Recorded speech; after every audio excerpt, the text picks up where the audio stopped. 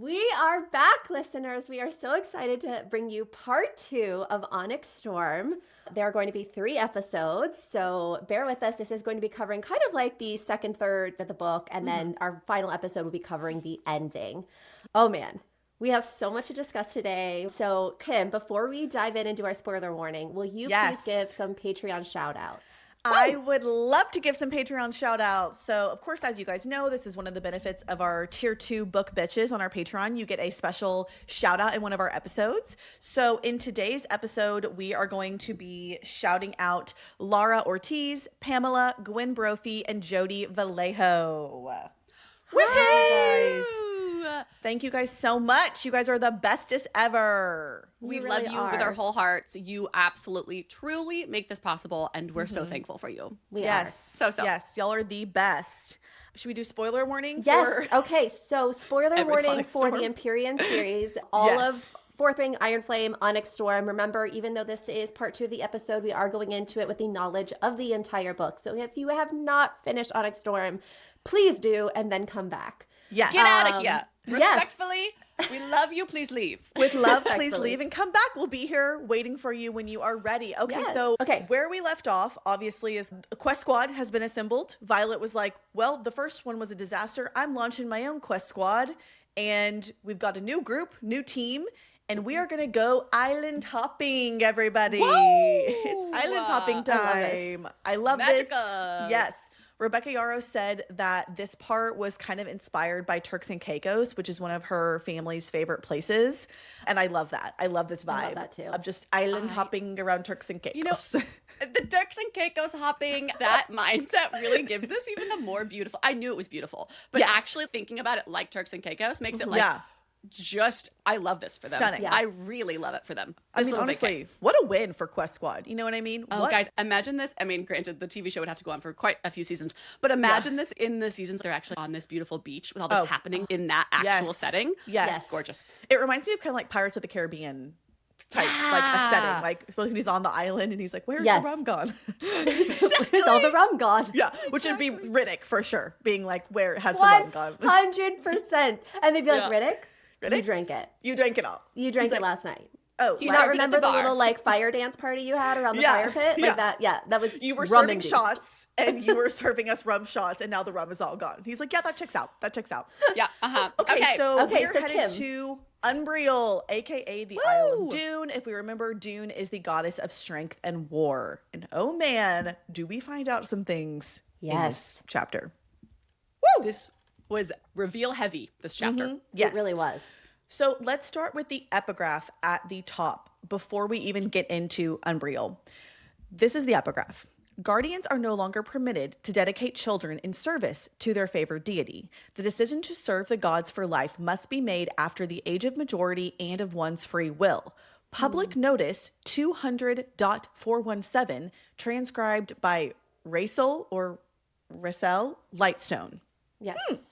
Wow. Anna, you have a note about the number after public notice. This was just interesting, and probably this is obvious to other people. I figured out that 200.417, so I think the year is 200, and then the point is 417 means that's the 417th public notice to go up that year. So this is from the year 200. Okay. And then when we see ones that are 634, that means that's more current day, right? It's the year 634 after unification, and then whatever number public notice it is will be after the decimal point. That was super helpful when you texted us that, because I was like, man, I really thought that in trivia, I remember Zayden's birthday being 6/11. And I was like, nope, but you must be wrong because there's a decimal system, Kristina, that you must be wrong. But no, it turns out I was correct. The decimal system is not, in fact, a date. It is It is the year. Yeah, I had no idea what those numbers were, so I actually think this is very helpful. And then maybe other people don't know as well. So there you go. Good to know. So we get to Umbriel. They take them to the Temple of Dune to battle it out. Okay, we're going to do some battles. And Violet sees the Temple of Dune, and she notes that all the priestesses there have silver hair. Not gray hair, silver hair. And then she sees a child, like a 10-year-old child, and this child has hair just like hers. Yep. So obviously Violet's like, well, this child is not dyeing her hair. This is her natural hair. And this is the only child Violet has ever seen with hair like hers. Yeah. Wild. Wild. As the reader, you read that and you're like, oh, dun dun dun. Dun, dun, dun. Also, you're just Papa Sorrengail. What were you doing? Clearly, he was island hopping, which, by the way, I thought it was like illegal to go to the islands. They made such a big deal about like nobody from Navarre is welcome. No one from Navarre goes there. And yet he was over there clearly island hopping, figuring out, doing all of his research.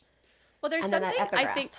I think there's still something really suspicious about his time there because we mentioned way too many times her not understanding how he had the time to be here or not understanding when he was here. She puts that in too many times of Violet saying, I still don't really understand how and when he spent so much time here for it not to be a question in our heads going forward. Yeah. Absolutely, Kristina. I could not agree. He's not a dragon rider also.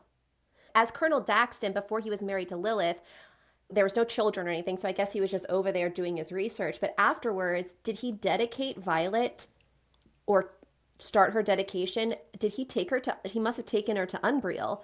Yeah. How did he get there if Lilith wasn't aware that he dedicated her and he can't fly on a dragon? And a dragon will not take somebody else's rider. Right. Yeah. Or another human that's not their rider, I should say. Well, and isn't he, it was after they dropped the other kids off, right? Yeah, They Grandma. dropped the kids off with Grandma. Summer. Yeah. And then they were Stay with like, Grandma, guys, we'll be back in 2 months. Exactly. Sister's sick. Exactly. And then I almost wonder if it's like they were in the city somehow and Lilith was like, I have important business to do. And he's like, great, me and Violet are going to go to lunch. And they just took her to the temple. We're going to go find a play space. Anyways, we'll be just hanging out at the park. If you need Find a us. play space. The McDonald's one isn't open. Come on. Yeah. We got to go. Oh, no, look, there's a temple. We could just play amongst the temple. And then That's Bless what her. happened. happens. Yeah, bless her. Quickly. Okay, so basically the setup is they are going to choose 3 people from the quest squad to battle 3 people. Well, isn't it originally, I guess, 2 and then It's 1, and then she's like, BT yeah. dubs, Dane, BT dubs, Violet. Violet. So the rules are very unclear, okay? There doesn't seem to be like they really know what's going on either. But the Priestess of Dune comes up to Violet and looks at her and looks at her hair and basically says, did you choose this path that you're on? And Violet starts to say, no, basically my mom made me be a writer. But then she thinks back to every decision that she's made since to fight to stay in the writer's quadrant and be at Biscayeth and all that. And she basically ends up saying, yes, I chose this path for myself. Right. And the Priestess of Dune says this to Violet. Ah, then it is good we did not complete your dedication. But do you not yearn for temple? Usually the touch creates such longing that you can't help but return. Or perhaps you now favor another god. I still see us among your potential paths should you decide to take it. Dune will accept you. It is not too late to choose her. What? Listen. What? This was so wild to read. I this. feel like this was not where anyone thought this was going, at least us. The silver hair theories went so far and beyond into other realms. I was And doing alchemy. Yeah, we were doing straight up alchemy over here. Everyone went venom. And no one was even thinking another direction. No. And it's really fun that it was another direction. Agreed. I also want to note here, and I think I texted you guys this, Taryn in this scene, every single time Violet brings up, wait, why are there 6 pillars with those books? Wait, why does she have hair like mine? Wait, why does she talking about me being dedicated? Every single time she does that, Taryn goes, focus on what's important. Stop thinking about that. Think about that later. Every single time he tries to get her off course. Divert. And I'm like, what do you know, Taryn? Taryn, share with the class, damn it. Like, share that's with the it's damn really, class. really weird. Or is he just being annoying, like focus on the task at hand? And I'm like, no, but this is important, Taryn. And you must know. Yeah. Taryn, I you thought shut up. Taryn, not now. Not now. I really did think though that in the moment I read that as like let's focus on living. We're in a battle. Right. And I see that. But also now going back, like she was fine. We could have focused. Yeah, she like was fine. nothing had started really yet. Nothing The had fighting- started yet. So why could we not think about this, Taryn? Yeah, I it don't was really know. strange. This is so interesting to me. Everything Dragons about protect dragonkind. They sure do. They sure do. Anna, did you want to bring up this question about the priestesses in Oh, Navarre? I just thought it was interesting. And I think we've kind of talked through this, but in case anybody else was questioning this, I still am a little curious as to why Violet, when she sees all these women with gray hair, silver hair, that she's so shocked by it because she grew up in a world where there are temples. I mean, they're at the bar and the Griffin Flyers are at temples for hours praying. And even though her mother is, quote, not temple-minded, I drive past churches and Jewish temples and Muslim mosques. It's hard for me not to see them and to not see somebody wearing a kippah on their head or something. You know what I mean? Like so I don't know. I guess it was hard for me to understand why she was so shocked by seeing the gray hair. The only thing I can come up with is when we get to the Temple of Dune in Tiryn, the battle at Tyrrendor, they talk about dyeing their hair with lye, and I wonder if it looks gray and it's not like silver, sparkly. Yeah. And these women look like that.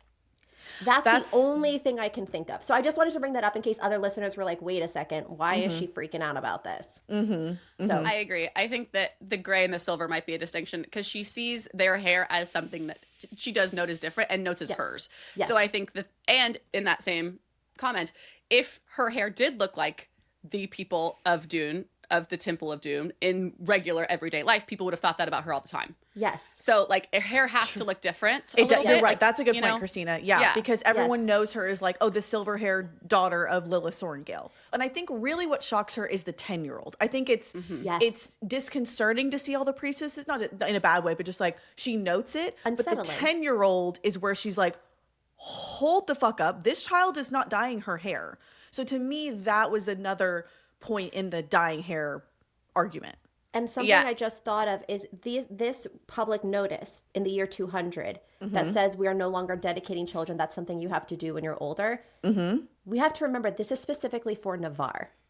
So that is not true in Umbriel necessarily. So that's why those children are being touched or dedicated, and that's why her hair looks like that. That's why Violet doesn't see anyone like her, why there's nobody like her, is because her father had to take her to Umbriel to have it done. And that's why her mom is so pissed. And that makes sense because I was like, wait, but this notice is from way before. How was he allowed to do it? And it's because he went to Umbriel to do it. And this was just for Navarre. Yeah, that's that a great point, Anna. I didn't put that together, but yes, which makes it even more... Well, this makes it even more like he went out of his way, like made quite the trek to do this to Violet. Exactly. Why? Why, Papa? Why? Why, Papa? Papa. Which brings us to my goodness, fight that Mira and Brennan had. Guys, this scene was so fun to read. I love their dynamic. We need more Mira and Brennan on page together because they are just like electric on page together in the funniest way. But we did also get some really interesting info here, some really concrete reveals that pretty much we find out that their dad dedicated Violet against their mother's will. And it's really sad because Violet then takes this as he was trying to fix her and her illness. And it's just, again, like we said in previous episodes, in our initial reactions, really what this book is showing us is that we really didn't know their dad, who they thought was the stable one who believed in them and was like the rock and kind of like the parent that was like the good cop, you know? Right. Yeah, and then they felt like now this is flipping and that their mom was actually like really steadfast believing in them and trying to protect them. But she's gone. They're both gone. It's all very messy. But anyways, so yes, Mira has this information from Grandmama. Pretty much she says that the priestesses started the process, but that they only accept children whose futures are certain, as we said, and Violet has past to choose from, which leads us to this quote from Mira. She says, "The heart that beats for you would do the wrong thing for the right reason, reach for unspeakable power and turn dark." This is what the priestesses told her. So then we find out that Mira's just been walking around living life worried that Violet's just like about to turn venom. She heard this as like, the heart that beats for you is going to turn dark. That's a path. Like, so therefore your heart in your chest is yours. And it is going to turn venom. And that's why she was so worried about the lightning. She's like, did you channel? Did you know, whatever. Yes. Over in no magic land. Yeah. Yes. Exactly. But no. The heart that beats for her is Xaden. It's of course Xaden. I know. It's his heart. It beats for her. Brennan was like, I need you to be very clear. Did it say the heart that beats in you or the heart that beats for you? And she was like, I think it said for you. And Xaden was like, yo, that's me. That be my heart only beats for Violet. Only her. Duke of Angst. Oh my God. But also, I can we love that talk moment. about this iconic line from Mira during this scene? It's Yes. like, Oh, so God. they're back and Violet's recovering or whatever, and Brennan wants to come see Violet. And Xaden's like, do you want me to stab him for you or hurt him or something? And Mira's like, oh, what? And give him an excuse to fake his death for another several years? Absolutely not. Like, I was like, thank you. I love her. Yes, Mira. This is the shit I want to see. It's so good. Them together is absolute gold. I just love them. Because this whole fight too, she's like revealing things left and right. She's like, yeah, Brennan, Dad did this and this. And he's like, because Violet has snuck in the room and he's like, Mira. And she's like, Mira. Brennan, just listen. He's like, Mira. And then Violet's like, right there. And then she's like, oh, sorry, Violet. It's just, I love their dynamic the so sibling much. dynamic. It's so good. It's so good. I love Mira calling Brennan out. I will forever die on the hill that everybody let him off the hook way too early for faking his own death for years. 1,000,000%.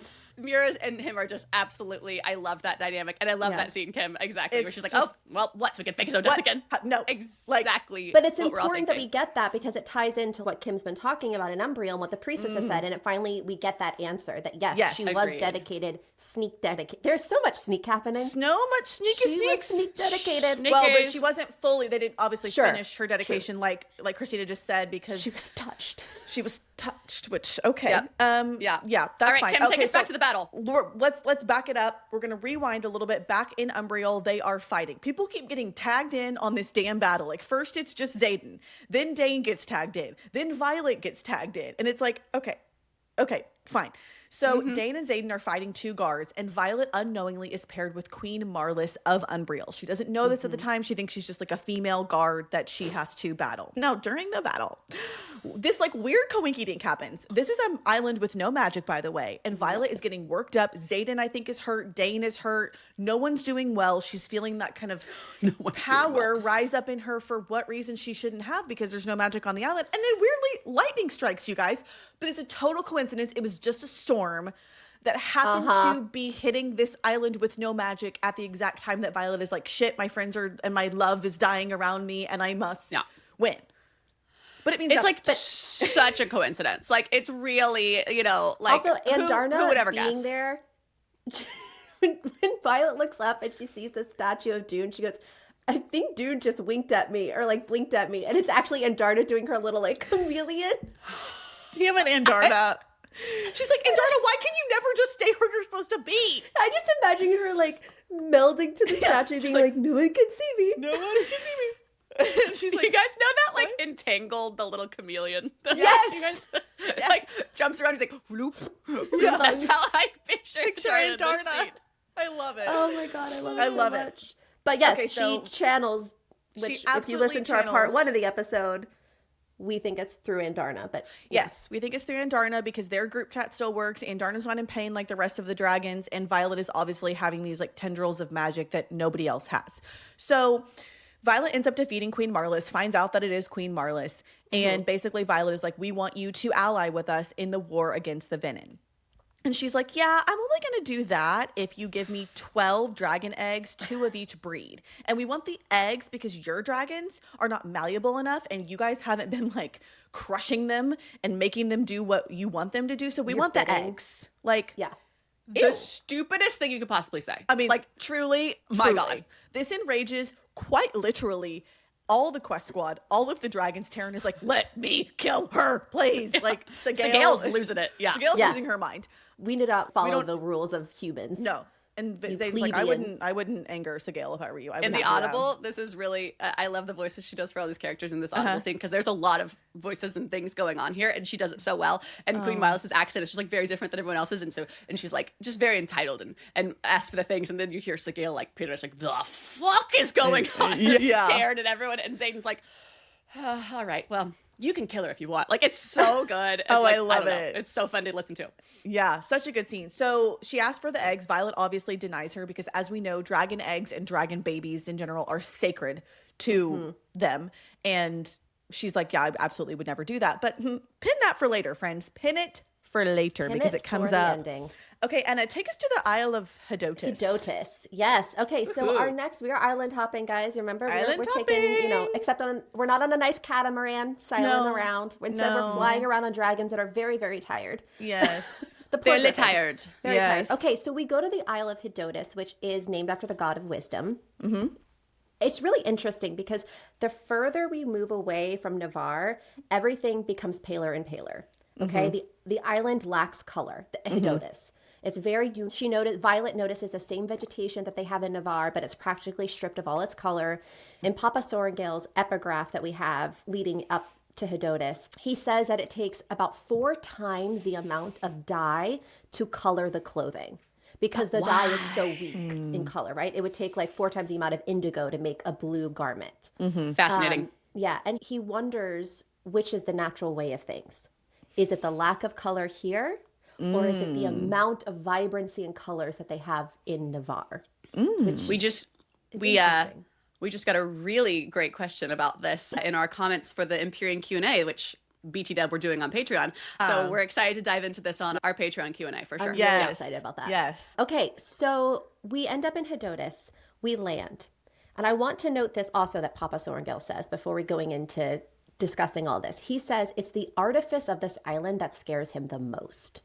Like, they're very intelligent, they're very smart, but it's the artifice. And right off the bat, when you go back and reread the scene and you realize it's Xaden's mom and the fact that she sees him and acts surprised when in reality she has known for weeks that he might be showing up on her doorstep. It is so disconcerting and so unsettling to read because it is so fabricated, the entire initial greeting. Right, that they have. Yeah. That's so wild to think about. Yeah, that going back to that, her being like and stumbling and Xaden? Xaden, it's you. It's And you. I'm I just never thought in my wow. wildest dreams I would get to see you again. It would really. She's like known you've been batching that you chocolate up for sneaky, weeks, bitch. sneaky Right? mom. She's been hoarding chocolate for weeks, and that's Violet's dead giveaway. Yep. But anyway, so there's a lot that happens here. It is so hard for Xaden to see his mom. We've known that she's not dead. Xaden has not said that she's dead, but she's been gone. She's been missing. And I mean, he has abandonment issues. That's For a sure. very real, valid thing that he's feeling. Absolutely. And we kind of touched upon this in part 1, but we've never seen him like this. We've never seen him be this vulnerable. It's very almost childlike. He's hiding on the patio. He's behind a chair. Talia, Xaden's mother, has approached Violet privately outside of the bedroom and is like, hey, he see me? And she's like, I don't think that's a good idea. You need to let him process this. And she's like, will you at least come to dinner? And she's like, I'll do whatever he wants to do. And she tries to bribe her. She tries to bribe her. Which is so inappropriate. And this should have been our first clue. No, the woman is... So here's my question. Is she from Hedotus? No, she's from the mom. She's from... No, she's from. I think they tell us. No, because it was like an alliance, and that's the only reason that she married Finn Ryerson. I don't. So then how did she... Is she from... I think they say it. Poromil? Poromil. Because then he's like, oh yeah, it must have been nice to run away to this island and do this thing and marry this guy. Yeah. Like, Okay. Yeah. Because let me tell you, she blends right in. She sure does. She sure does. The art of fabrication comes naturally to her. Yeah. I was just curious. I couldn't remember. Okay, so it's very heartbreaking to witness, and he recounts like his last memory with his mother, and she used to make him chocolate cake, and she gives him the chocolate cake, and it's like, I think it's the night before his birthday, or it's very close to his birthday. It's the morning on his birthday, yeah. Yeah, and she gives it to him, and then it's that night that she disappears, and he never sees her again. And so sad. There's a scene where the dragons are on the beach, and there's 2 boys on the beach.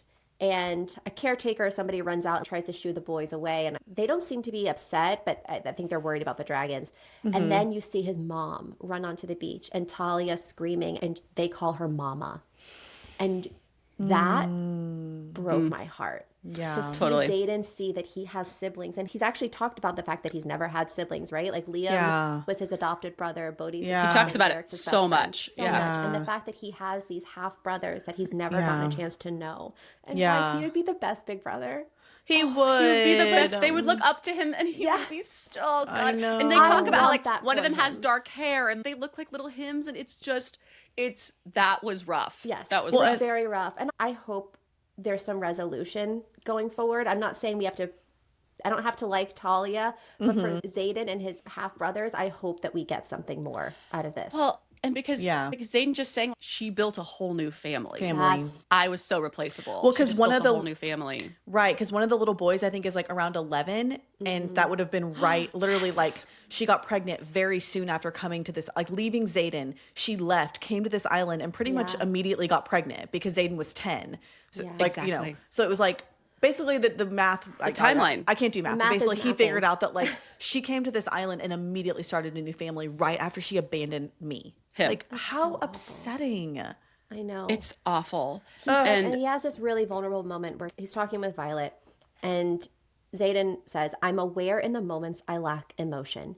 You and Garrick don't need to share little oh no glances. I already feel it. It's like sliding over a frozen lake while a shrinking part of me screams that I'm supposed to be swimming in those pieces I've bartered away. And those feelings are right beneath the surface, but fuck is skating faster and a hell of a lot less messy. This shit, he swings his finger back toward the house. It's messy and painful and infuriating, and if I could choose to give this portion of myself away, so help me Malik, I would. I get it now. It's not just the power that's addicting, it's the freedom to not feel this. Oh, and it is, oof. When you and so well said. Yeah. It's so well said, and it's very eloquent. It's brilliant brevity, as my English teacher would say, and it breaks Violet's heart. Yeah, and she looks at him and she's like, don't barter it away. I beg as he stares at the sea, and the words spill out of me faster and faster as his eyes harden and he resurrects the defenses it took me a year to break past. The pain, the mess, give it to me. I'll hold it. I know that sounds ludicrous, but I'll find a way. I will hold everything you don't want to feel because I love every part of you.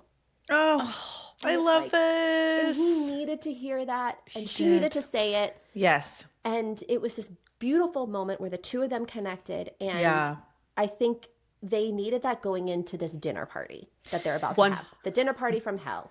Part two. Part two. Yeah. Part two. No severed heads at this dinner, thank God.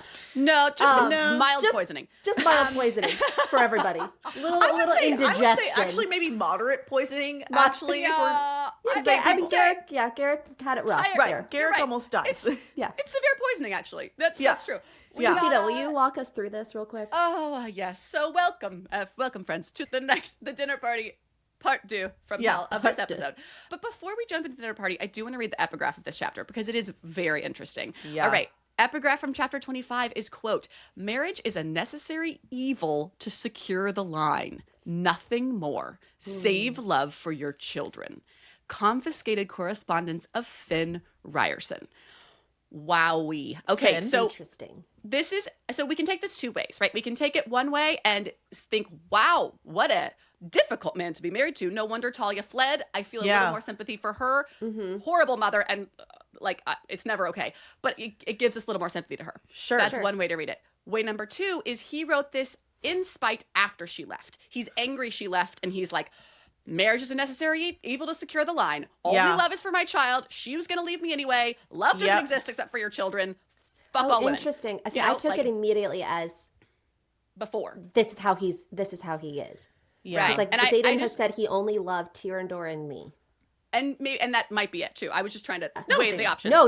It could be after, I didn't and think it's like about that. Out of spite, Yeah.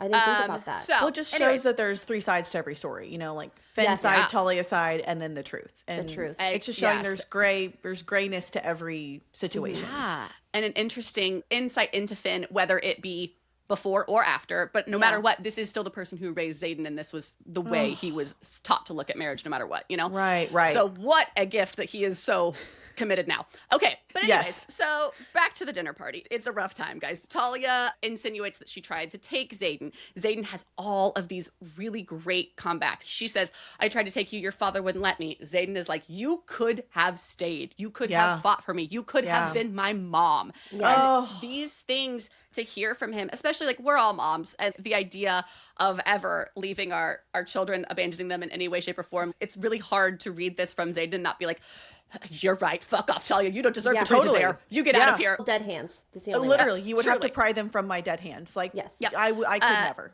I was crying this morning because my son lost his top tooth, and I was like, "You're like," I made him shake my. He did, and I made him shake my hand because I was like, "You have to always be okay giving me hugs. You promise?" Yeah. And he was like, "Okay, Mom." I was like, "He'll shake my hand," and so he shook my hand. He's like, "It's a binding hand." Mom, this is the lawyer in Anna. Like, shake my hand. This is a verbal and then he gave me a hug, and he's like, "Mom, I really want to go back to doing my Legos." And I was like, "Okay." Like, it's so sad to see Zayden, because Zayden also never opens up like this. He has such a wall up for everybody else but Violet, and you see him be like, "No, you could have been my mom. You could have stayed." And that's like that little boy coming out in him. That's like, why didn't you stay? Like, why wasn't I enough for you to stay? And you're like, why didn't you love me enough? Like, why wasn't I enough? Yes. And it's also so Love beautiful me, pick that me, this is choose me. Sorry, well, Grey's and Anatomy. it's also beautiful, and to piggyback off what you said, Kim, that this is happening in front of everyone. It's important to note that this dinner is everyone is here. Ark is here. Mira, everyone's seeing this outburst from him, which he, I think, feels grounded from Violet enough to do. Like, Violet's hand is on his knee. Violet's holding his hand. She's being his tether, like we've said, you know, in this moment to feel the bravery to express these things. And I want to make note that this is right after he talks about how easy it would be for him to slip under that icy surface and not feel anything. And he's making the choice to feel these feelings. He which is big for Xaden.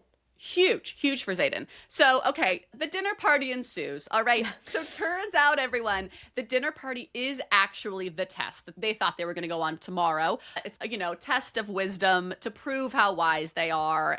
They failed. According to the Triumvirate, they do indeed fail. There's some fun moments here, which we will dive into in other ways, shapes, forms, whatever. But enter the chocolate cake. So there is a chocolate cake. It is poisoned, which we all called the second that there was only the forks in theirs. Yes. But, as did Violet, as she just starts batting it out of everyone's hands. Yeah. Except for Sweet Garrick, who's already eaten his whole piece. So inhaled it. He inhaled This is really good cake. Talia, I hate you, but it's really good. Talia, not even a damn good chocolate cake. Picture it as in, like, in Quicksilver when Karen's in the corner with the quiche. Like, he's like, this is awkward, but I got cake, so I'm just going to eat it and look at everybody. Yes. He was just, like, digging into the cake as a sense of this is awkward, almost, too. Yeah. But Tis was a mistake because he is poisoned. And it's bad poison. It's such a crazy moment because in that moment, Garrick is on the floor. He's not breathing. Xaden is screaming. He's also so vulnerable. He's like, Violet, Violet. And then you're putting together that his mom, that he was going to poison all of them. They were all about to die. The goal was for all of them to be in this state. And then, you know. Talia did not know this, though, just so that we know that in the next book. She did not know. She was like, you poisoned my son. Yes. Mm-hmm. And everyone is pissed.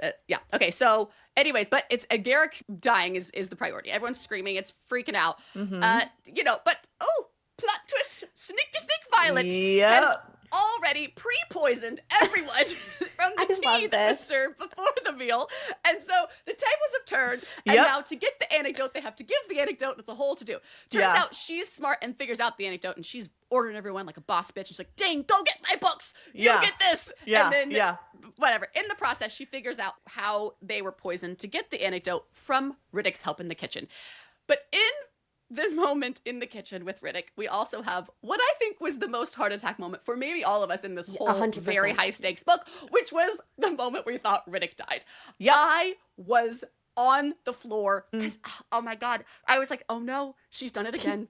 She's done it again. Her protector, it's happened. He asked to go on this trip. Oh my God. And it just happens. And there's no way it's written where I was like, oh no, he's not stabbed. It was a surprise. 100%. Oh yeah, 100%. And it's at the end of the chapter, and it's like in his stomach, and I immediately go, vital organs. There's no way to come out of this.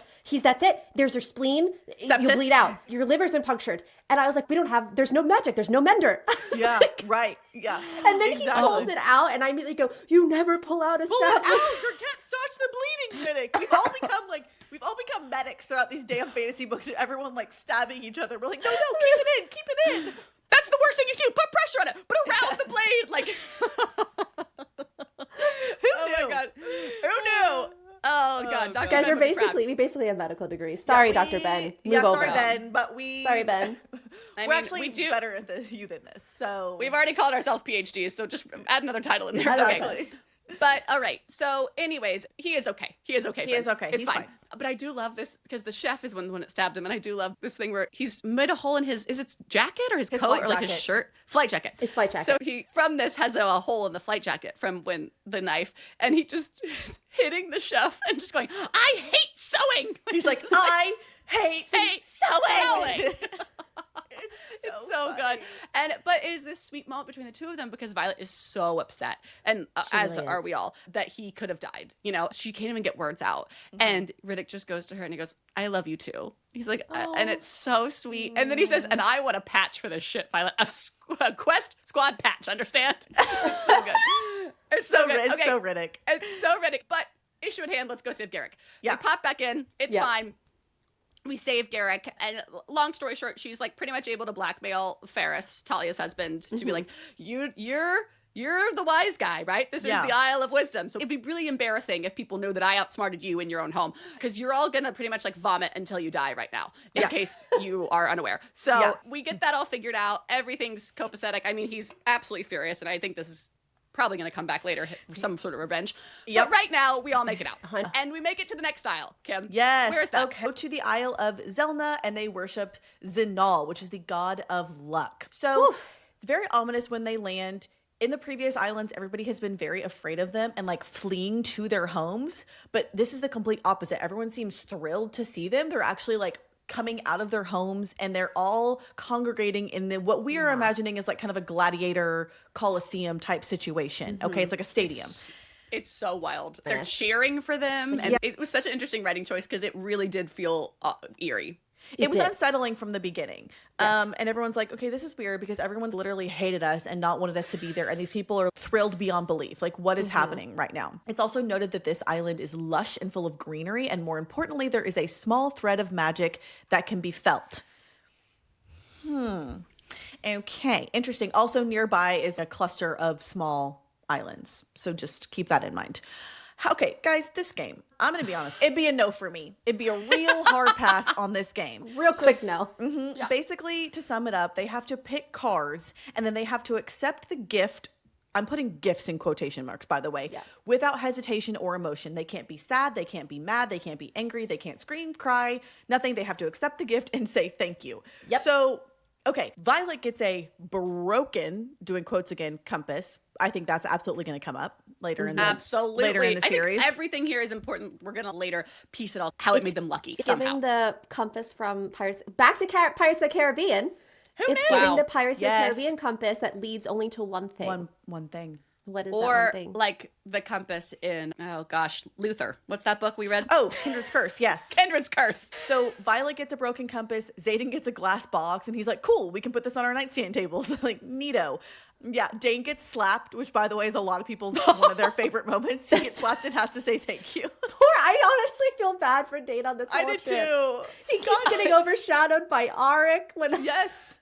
He's like, God damn it, you brought me on this trip to be the translator, and Arik is a better translator than me, so like, Arik's what am I doing here? Yeah, it's just hilarious. Arik's like, you never asked. Yeah. It's like, well, why don't you volunteer that information? He's like, and take away Dane's sweet little moment. He's like, but you did steal my thunder. You did. Yeah. You did it anyways, and I didn't even know about it. Do you think that Arik, like, okay, there's moments on this trip where Arik has the exact knowledge they need, right? Or he knows the exact thing they need. Do you think that's like he knew ahead of time what they were going to ask and went to look it up? He knows exactly what he needs to say to win them over at that dinner table. He knows exactly what he needs to say in certain times. I don't know when it starts to manifest because he doesn't knock the fork.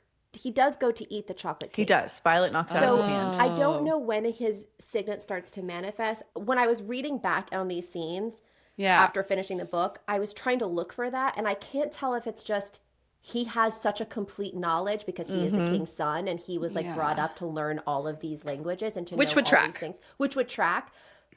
Because I can't figure out, the first real hint is with Lynx, right? Yeah. That he's a precog. They like yanks him out of the way. Yeah.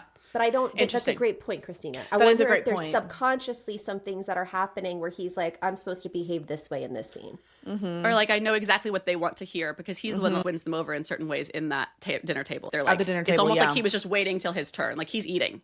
Yeah, and then he says, like, we're playing chess. I figured I'd let you play your. Yeah, he says something like that. Like it's so interesting. Yeah. It is interesting because it could go two ways. It could go. It could be it's a very royal, courtly, what's the word? Courtly, intrigue and like, like he knows how to play the game. He's Dorian. Exactly. In this situation. Is Dorian. Oh, I like that. Okay, so the biggest thing that happens from this terrible game is that Traeger gets killed by an arrow. Yeah. And as we know, Flyers and Griffins' lives are tied to each other, like at the same time, whereas riders and dragons, a dragon can live without its rider, a rider can't live without its dragon, which we've seen multiple times. So of course Traeger's griffin dies. It is all horribly sad because Traeger and Kat had literally just gotten together. Yeah. And we finally get to see Kat happy with somebody and not be such a heinous bitch all the time. And then we're right back at ground zero. She does take it as well as she possibly can. And I actually thought she did a fantastic job for compartmentalizing and Agree. I respected that a lot, but it was still really hard to read.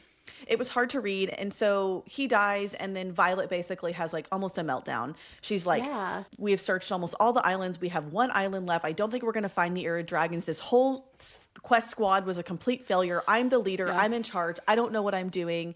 And sweetest Xaden has this to say to her. And guys, we've talked about this in a couple other places, but Rebecca says that this is her favorite Xaden line that she's ever written, which is really interesting. And he says, the best leaders are the ones who never won the job. This is your mission because Andarna chose you. Taryn chose you. I hate to break it to you, but you were selected by a general among dragons. You can choose to step into leadership or he can drag you. Either way, you're going to end up in front. Yep. Mighty interessant. A little foreshadowing there. A little foreshadowing maybe for the end of the book. And also, this just feels very Xaden. He basically is like, we got to get it together. Like, I love you. You are my world. You're literally the reason I breathe. But also, I love that he is not coddling her. And he's being like, okay, you can either step up or you're going to get dragged. Which is it going to be? He's being Rowan. Well, he is. Sort of. Yeah. Yes. No. Rowan's like, you have to make hard decisions. You're not going to make. Yeah. Totally. The only other precious thing that happens is a beloved character gets introduced, Broccoli the kitten. Oh, Broccoli! Y'all, Broccoli the kitten gets given to Broccoli. Drake. And so Drake is now the proud father of a kitten. He's a cat daddy. He's a cat daddy, and she's orange, but he names her Broccoli. And Mira is very irritated by this. And she was like, why would you not name the cat Carrot? Because she's orange. And Drake says, just to frustrate you, Soren Gale. I love this. This, like, I want Mira to be so fucking irritated with him. Yes. That one night they're arguing and then she just, like, kisses him. And it's like this hate, sex, but I hate you, but I love you. Love you. Oh, it's going to be be and more, I think, that But we're like, dreaming. it's like obsessed with them. I need her POV to get it. True. That's an interesting point. Bo? Rebecca did say she loved writing the other POVs at the end of this book. So I feel like we are going to get more POVs, especially because I think everyone's going to get separated in book 4. I think people are going to be off on their own things, and I think we're going to have to get multiple POVs. Yeah, it's going to be like an Empire Storms. It is going to be like an Empire Storms, yes. I love it. Okay, Anna, let's break down the Irid dragons. Yes. Okay, so we leave the Isle of Zelna. We're going to go burn Traeger and his griffin's body because Kat's like, I'm not leaving it here to chance. I want every part of him burned. She's so upset. Rightfully so. So we are flying around. We still haven't found the Irid dragons. And this is important. So like Kim had said earlier, there is an archipelago, like a grouping of small islands off of Zelna. I mean, they're all islands, but these are like little tiny islands that I'm guessing are like you can kind of see across the water and like are very close together. While we're there, we split up into groups of 2. And that is when the Irids deign to show up. Riddick and Violet are together alone with Andarna, Taryn, and Atram. And the Irid dragons appear. And they are chameleon style, like walking along the beach with their little ghost footprints. And Violet's like, what's happening? And then they appear. Poof, they're there. And there's a lot of things that happen. So we're going to kind of run through this to kind of break it down, okay? So the first thing that's noted is that they are all feather tails. And Wild. They are appalled when they see that Andarna's tail is no longer a feather tail. And they're like, what have they done to you? Meaning like the other dragons and the people of Navarre, why did it change? And she was like, well, this is what I needed in the moment. And they're very confused and frustrated with this. And I did think this was interesting. At first, I thought, in my first read, I thought, okay, so all Irid dragons have feather tails. But the way that it's described in Fourth Wing and Iron Flame is that young juveniles have feather tails. So all dragons should be feather tails. And is that what they're upset about? Is that the criterion that the tails, it's like evolution. They are born of a need for what those dragons need in Navarre, right? And the Irid dragons are a passive species. They're not battling anyone. They have no need for a Morningstar tail, a club tail. But that's what's happening in Navarre. I think that's exactly what it is. Yeah. So it's not just the Irid dragons. All juveniles have feather tails until in Navarre, it's something happens and it's like a survival of the fittest. It's evolution. Something happens and it changes their tail. When it's like the way they use magic there, the way they're something probably with their writer, they use magic differently. I think it's probably something with that too. 100%. Okay, so we have this little story time, which was so adorable and kind of funny. I'm just imagining like a child who can't land the plane telling a story. And you see all the Irid dragons. They literally sit down. I was picturing like golden retrievers. Like I've never heard of Taryn or Sigil sitting. And the way that they all plop on the sand, like they're going to listen to her. And I'm just picturing a bunch of golden retrievers sitting there. I almost looking picture up. How to Train Your Dragon, the black dragon that's very cutesy. That's how I kind of pictured them. Yes, 100%. So they're sitting there, they're being really patient, they're listening to the story, and Andarna's done. And she mentions using her juvenile gift to stop time, right? At the end of Fourth Wing of the book in that final battle, and to save Violet. And the Eras are genuinely shocked by this. Like, how could you do that? How could you gift her that? And Andarna's response is, well, you undervalue our connection. Like, don't, just because she's a human doesn't mean that I don't care for her. She's my human. And the Ur-Dragon apologizes. He's like, respectfully, okay, I'm so sorry. I didn't realize that. And I love Riddick. Riddick's like, damn, this breed apologizes. Which is true. They're being actually they're oddly respectful of Violet's personal space and very different personalities from Terrence to Gale and what we've come to expect from dragons. They're like rude while not being aggressive somehow. Or they're like judgy while not being aggressive about it, like somehow. They're very judgy. They're very judgy. So this is the big thing that we learn about them. And this is a quote. So our breed is born for peace, not violence like others. You were left behind as the criterion, the measurement of their growth, their ability to choose tranquility and harmony with all living things. We'd hoped you would return to tell us the humans had evolved, that they had blossomed under the Wardstones and no longer used magic as a weapon. But instead, you have shown us the opposite, and dragonkind has not learned their lesson either. While you, and then he points to Atrum, gifted your human ice, and then he looks at Taryn, or she looks at Taryn, I can't remember who's speaking. You armed yours with lightning, and you, oh, it's a male, the male looks at Andarna, our very hope, have handed this human something far more dangerous to wield, haven't you? Because at this point, Violet is dreamwalking. She just doesn't know it yet. Which is fascinating that he says it is that much far more dangerous. Which I think it's because people can't shield when they're dreaming. And so it's just they're a lot more vulnerable to Violet than they would be anybody else. 100%. I agree with that. I'm excited to like.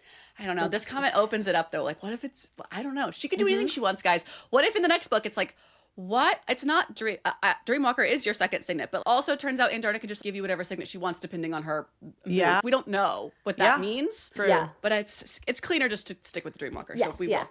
So I want to break down what the Eras say about the Venom because obviously something is going on with them, right? And the Venom and Andarna, we've seen her with her fire.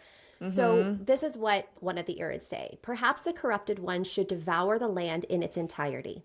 Only when they're faced with starvation will they confront the evil they've become. Either they'll die off and the land will regenerate, or they'll confront the abominations they've become and change. I want to, just because this is the way my brain works, there's some parallels here. So they're, like we said, they're on an archipelago of islands, right? So the way an archipelago is formed is through volcanic eruption. Volcanoes literally wipe everything out. They destroy, they suck the life, just like Venom. Venom destroy all life.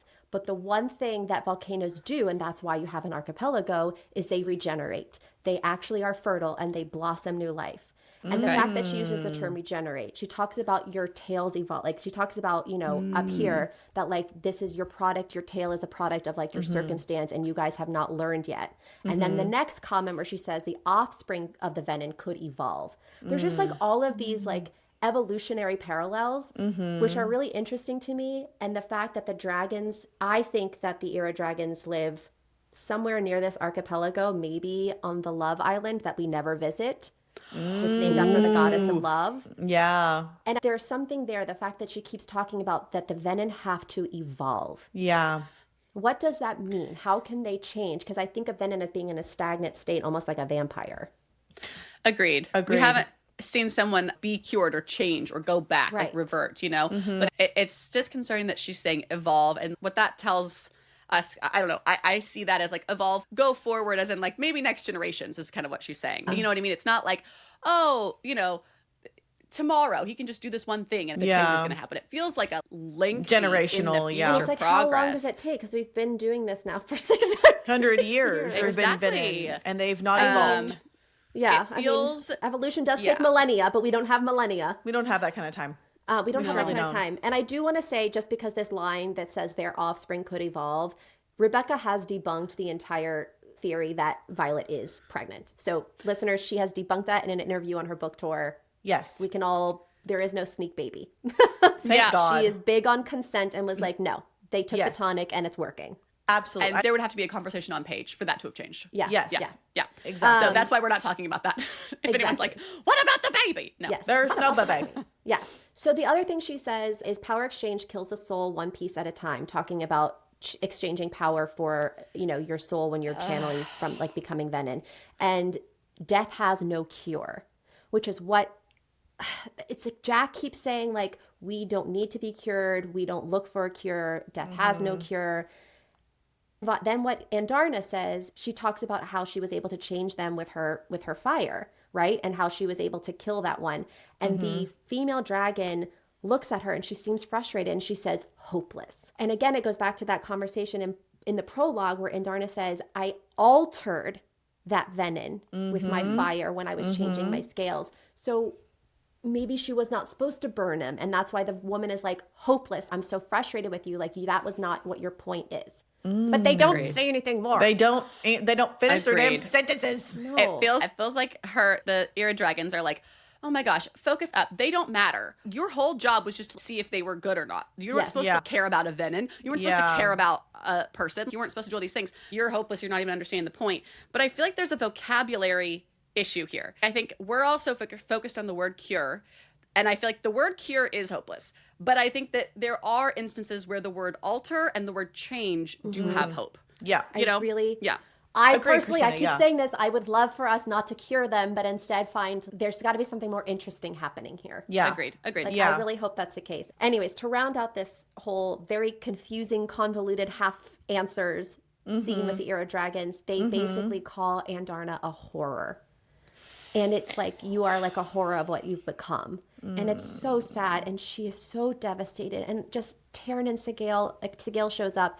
And you know that they're going mama bear inside. And she is so sad. Like, she like literally wilts, this feisty little teenager. And they're, it's so sad.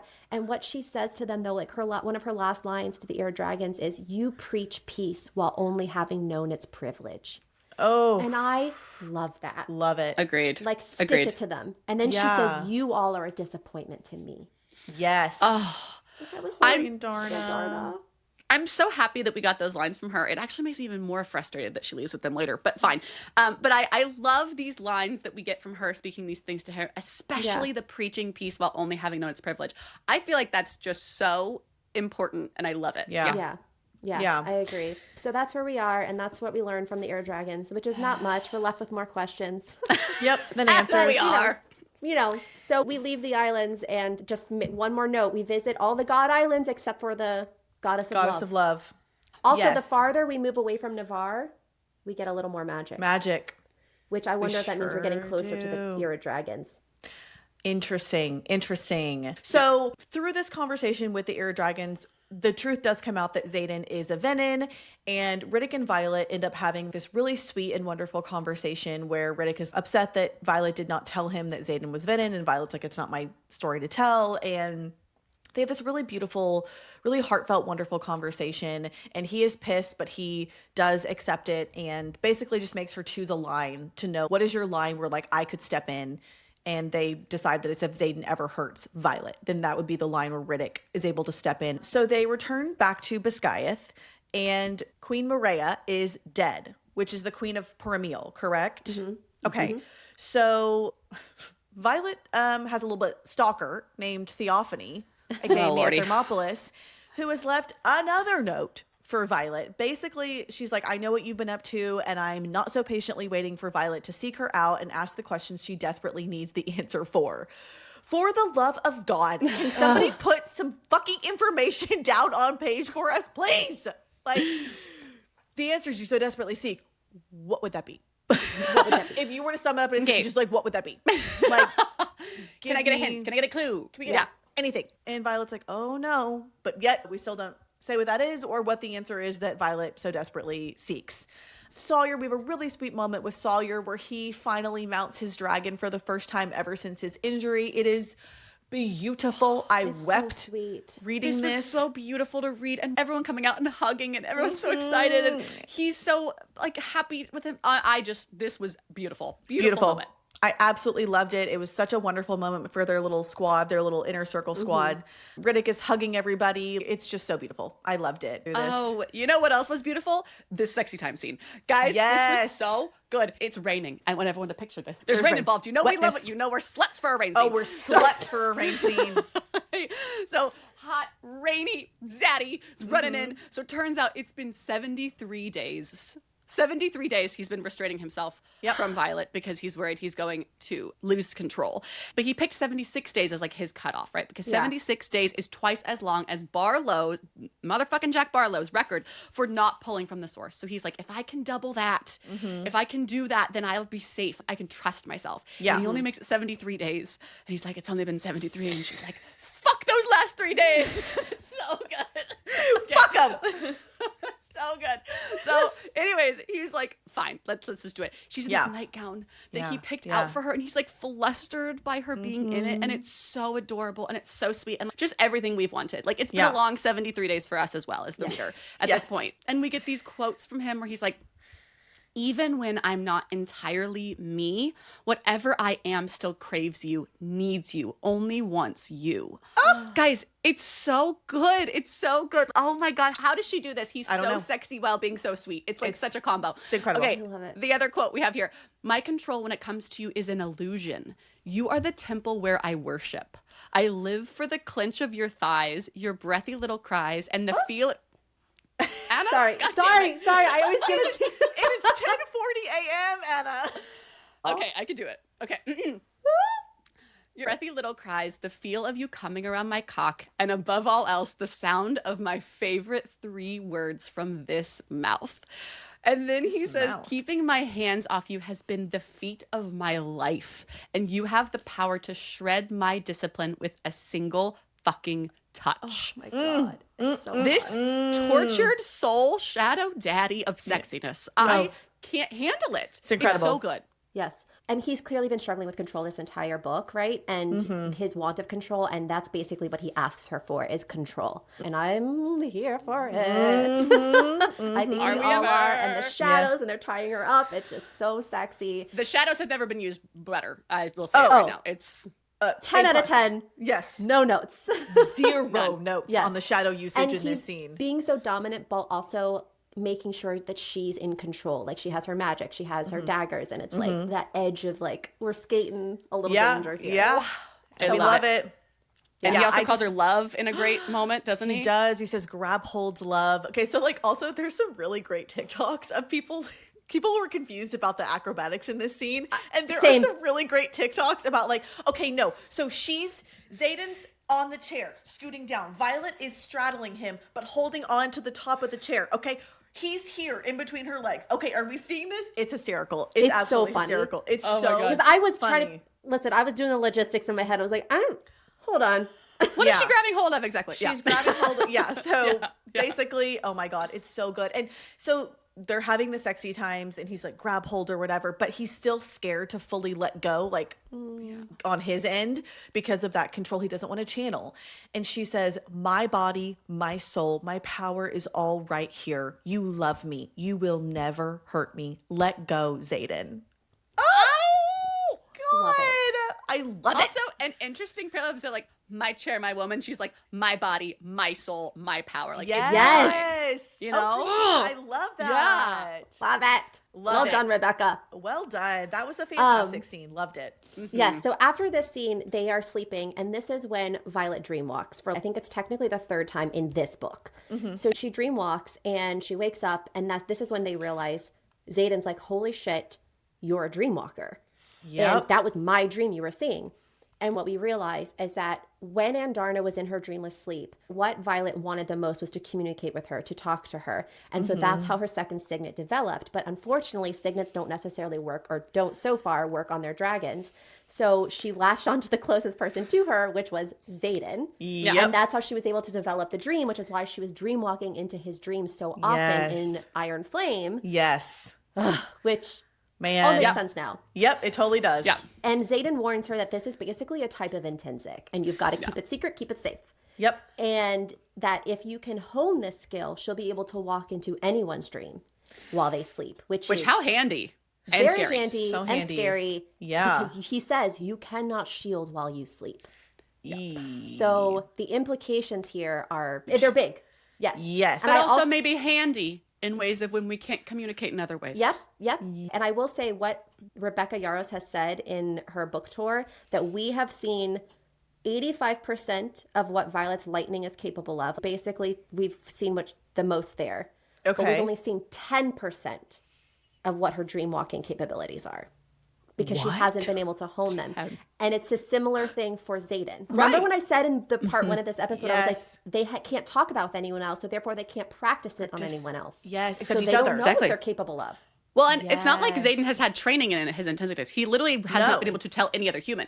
And Right. also, there has been no other human to even be like, oh, here's a book on it. Here's anything. He literally has not been able to talk. All he's been doing is like pushing it down and hiding it and masking Yeah. it. Pin So, that like, how- training. Okay, great. Oh, So, okay.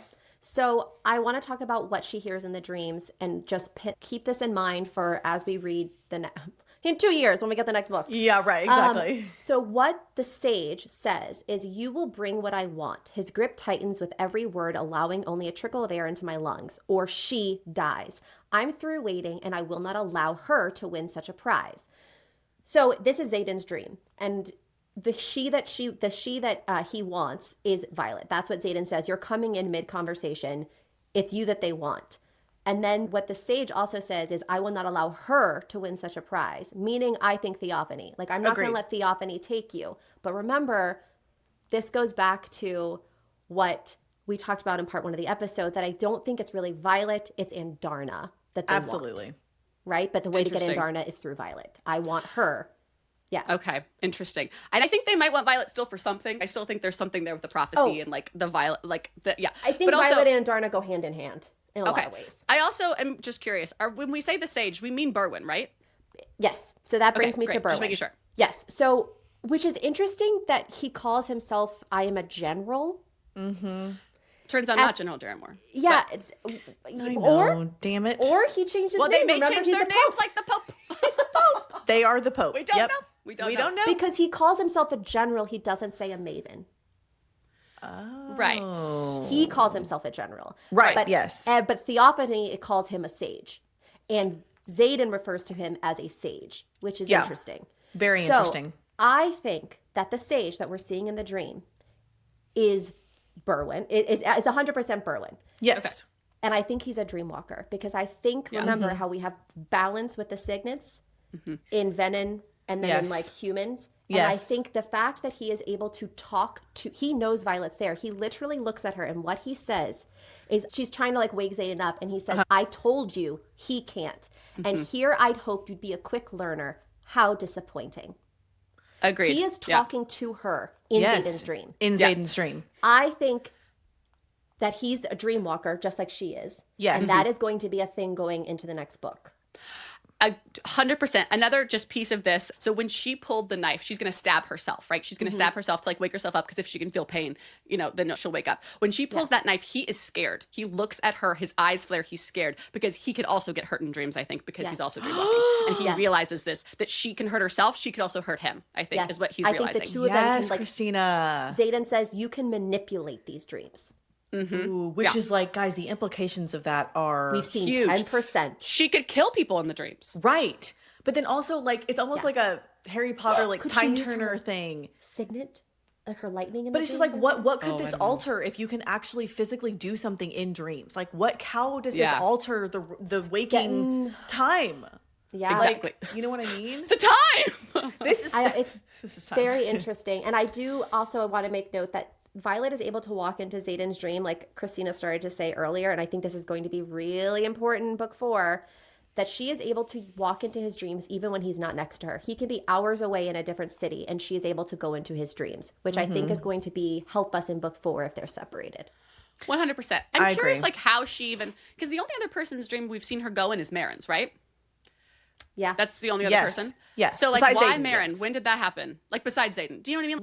fueled that? How did she choose that? What in her subconscious was, it's like that her family was in trouble or something. But I guess she just knew that instinctively. Like, how did that piece, I don't you know what I mean? That's a great question. I don't know. I think this goes back to like, we just haven't seen enough about it to know like maybe something triggers. How is she going to be able to do this? Like when she's like lying down, is she going to go into some like weird sleep where she's like a meditative state? And is that how she's going to be able to like go?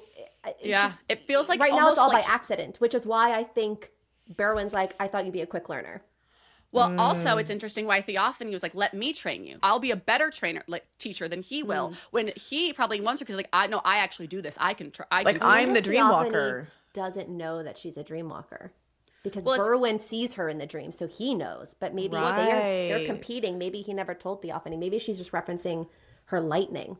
Well, I was going to say, it's extra interesting, and it makes sense, actually, now that we think about it, that the two sages, the two mavens, whoever, Theophany and Berwyn, want her because she is both their balance. They both want her because she is both of their balance separately, you know? Yes. So that's kind of the competition, I think, there. Is they're like, she's my balance, or she's my balance. She's mine. Yeah. Interesting, Kristina. That's such a great point because she has one of each of their quote unquote signets. Sure. Exactly.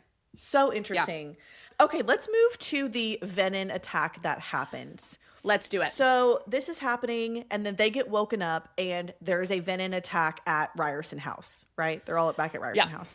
Okay, so chaos ensues, and in the middle of it, Ark's like, hold on, really quick though. I have a thought. And she's like, literally, what could you want? Like, I am so busy right now. And he's like, I know, I totally get it. It's just that you need to go protect the Temple of Dune. Here. Gotta go do it. She's like, I'm sorry, what? What now? He's like, she literally looks at him like he's a fucking dum-dum. And she's like, no. Like, bye. I'm not doing that. But no, to Sean. her credit, he doesn't really try for hard. No, he's not selling it. Like, no, it's really important. I feel like Ark's like, it was like a feeling. Like, don't worry about it. It's probably not important. Forget anything. She's like what I does remember is Andarna. Andarna remembers. Andarna does remember. So they're fighting, but then Andarna's like, nope, we got to go to the temple. And Violet's like, oh my God, what's happening right now? Like, I feel like I'm losing control of everything. So they go to the Temple of Doom because Andarna's like, he's a prince, Violet. Like, you have to listen to him. And she's like, okay, great. So they get to the Temple of Doom. The priestesses are all outside to help protect it. And the priestess notes Violet's hair and says that Violet has journeyed far to come to their aid, which is weird. And Violet's like, no, I was like, I don't know. I was just like right over there. But Violet's like, I mean, basically, no, like, I don't think the goddess of Dune is about to come take up arms to defend you guys anytime soon. And the priestess goes, oh, of course not. She sent you. Wild. Yeah. What do you mean? What do you mean? Fucking Theophany shows up and she sees stalker. this fucking stalker. Like, get a life, man. So Theophany shows up. With me? Like, why are you so upset? You don't even go here. She sees Andarna and I mean is entranced by this dragon. Like, she is obsessed with Andarna and she's like looking at her. She's whatever. And Andarna tries to breathe fire on Theophany and like, is it just Theophany or are there other venins two there? sages behind her. Two sages behind her. And then Theophany says this to Andarna. Marvelous, she says with a smile. Did that make you feel And then she gets cut off. And we think she was about to say, did that make you feel better? Like, did that make you feel better to like get it out? Yeah. Who is she talking to? Is she talking to Andarna? Did that make you feel better to get it out? This goes back to the whole thing about the fire, and it doesn't hurt them because she's not in her chameleon state. She's black right now. She's not changing her scales. While doing this. Yeah. So is she talking to the sages behind her? Like, did that make you feel better? Is it a question of like, did that fix you? Did that alter you? Oh, interesting. And I think she might be, I know. But the better, I feel like she wouldn't think that it's better to be altered. Like, she wouldn't say, like, better. I don't know. We don't know because she's dead. Like, she would be like, did that make you a lowly human again? Did that make you feel awful? Like, or, you know? I don't know. There's something I don't know. about, I don't know. It's just weird. It is weird. Absolutely There's something weird. about There's something... Yeah, like a release of power, maybe, of like, you know how Violet says sometimes that's why she has the conduit to like kind of channel some of that power into it. It's like Milady needs to release bits of her power You know what I Milady. mean? Milady needs to do that to feel better. Yeah. So maybe that is something with Andarna where because she's so special, she needs to get this out as kind of maybe a release. Theophany knows something about Andarna that like we, the reader, and Violet do not know. That is for damn sure. Oh, 100%. So, And she's gone. Bye-bye. So, well, Yeah, and she's no one can desiccated. ask a question. Yeah. So we can't ask questions. So right after that, Theophany's gaze rises to the sky and she backs away, her eyes widening. Leave them and go, she shouts to the approaching dark wielders and breaks into a run toward them. Now, all three grasp hands and the one in the center takes a single step and vanishes, which means they have a distance walker just like Garrick. Because why, ladies? Agreed. Balance. Balance. Agreed. Because that is different, I think, than the sages we've seen poof before because they're always by themselves. This is like, I'm grabbing you, you're coming with me, which is the way Distance Walker works. Yeah. It's like win-win. Yeah. So basically what happened is Leothan, one of the Irid dragons that we met back on the islands, shows up and helps fire the wards. Yay! Finally, you do one finally. thing right.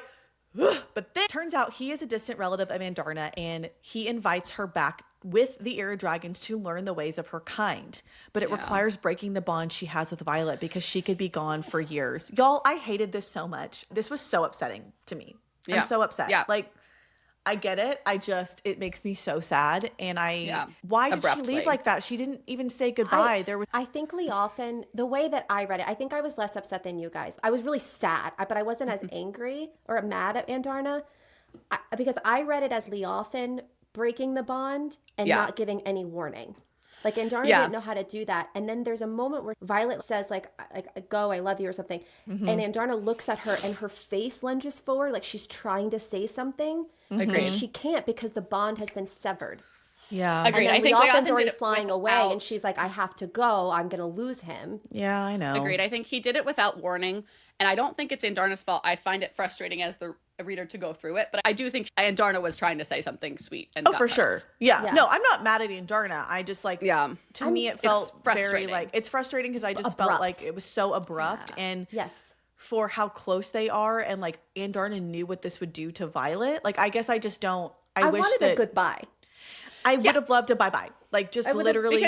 Because we Can got we blow that a kiss like with our moment ring? from Violet. Like, yes. and I think a piece of it, I think why it feels so intimate to us is it does feel like a mother moment. It feels like your kid is going off to college and like, see ya, bye, and doesn't care. Like Doesn't that's look kind of how it back, feels. Doesn't you know? give you a And goodbye hug. God, don't even say that. Like that's I think the implication here. That's why it's so heavy for us, you know? Yes. And like Violet says, I love you and I want you to feel complete. I want you happy and safe and thriving. I want you to live even if it's not with me. And that's like when A mother's love. a mother's love. Like I think there is this part of Violet that feels like she did help raise Andarna and she's just leaving her and Violet doesn't know when she's going to see Andarna. Again, they literally said it could be years. And it goes back to what the Irid said. They're like, how could you bond a child? Basically. Yeah, right. And we're also like, well, it's not Violet's fault. She didn't know. Exactly. And she's like, I'm the leader of my den. There's no one else like me. You guys left me here alone. Yeah. How was I supposed to know? I do what I want. Yeah. Yeah, I'm doing the best I can with the situation at hand here. Yes. You want me to be Criterion? Well, that was not explained to me. No one said a thing. I don't Leave even a know what note. Criterion means. What? They literally abandoned her egg. Yes. It's hard. And I think that's another piece that makes it so hard is that all we've seen is them be mean to her. Yeah, All we've right. seen is them be judgy and call her a horror. And we've built Andarna back up. And so now her to leave to go there. It's hard. It's hard to be like, I know that they are your kind, but like we are your people. Exactly, it's hard. Kristina. It's hard. Exactly. It's really sad. So Violet is obviously like devastated from suffering the loss of the bond with Andarna. And she literally is in bed for days. Like she is distraught. She sleeps for days. She is not in a good place. And sweetest Tairn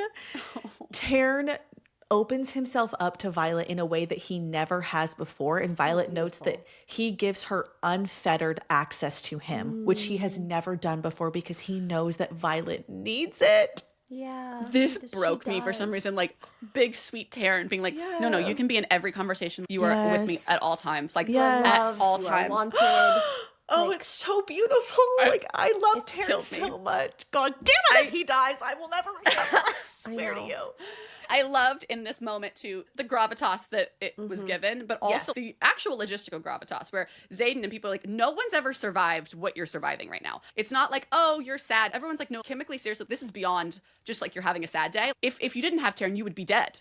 it really gave it that knowing gravitas Do of we what think she's actually this going is through. foreshadowing? I agree, Kristina. The fact that the bond was able to be broken. Anna? No. No. Hold on. Do we think it's foreshadowing that Sigale and Taryn's bond is broken at the end? Well, we don't know People that. do. No, I know, people but I'm are just saying, like, suspecting that. Like, Oh, is that I why see she what put you're it in saying. here so abruptly? Like, look, I'm showing that it happens, and then when we start book 4, it's going to be like, Taryn and Sigale's bond was broken, and Andarna did it. I think let's save that theory for the Q&A because a lot of Yeah. people have already asked us that for Empyrean Q&A. Yes, So they we'll have. think They on want to that. know what Yeah. we think about that. I don't like Okay. it. One singular No, I bit. don't like it. I don't love like it. it. Spoiler alert, we're not a fan, but we'll Spoiler dive into alert. it anyway. We will. I'll But think if about you it. guys want us to talk about it, we will. Yeah, we will. But just know that we hate it. Okay. We'll give you the receipts even if we don't like them. Yeah, even if we don't like it. Okay. Oh, man. So fun. Yeah, so I think Okay. that wraps up part 2 of this episode. We will be back next week with part 3, where we'll be diving into just the ending. We are going to break down this crazy, crazy ending, the sneak marriage, all of this All of stuff. it. We And if you cannot want more wait. from us, be sure to check out our chapter chats on Patreon. We have lots of read-along chapter chats over there, including one real special one of all of us together just gushing about the ending. So Yes. Yeah. if you don't want to wait for next week and want to hear us talk about it, go to Patreon. Exactly. Okay, Yeah. until next time. Bye, guys. Bye.